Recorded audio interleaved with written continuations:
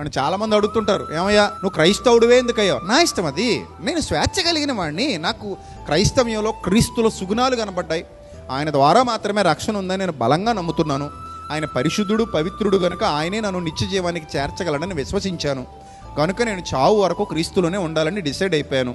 చావు వరకు క్రీస్తులోనే ఉంటాను. క్రీస్తు కోసమే బ్రతుకుతాను. క్రీస్తునందే నిద్రిస్తాను. ఇది నా అంతిమ విశ్వాసం. అది మారదు నా వరకు. అది మీకు అభ్యంతరకరంగా నేను ఉండనంత వరకు, మిమ్మల్ని నేను హింసించినంత వరకు, మిమ్మల్ని నేను దూషించినంత వరకు నా విశ్వాసాన్ని అగౌరవపరిచే హక్కు ఇక్కడే కాదు, ప్రపంచంలో ఎవరికి లేదు.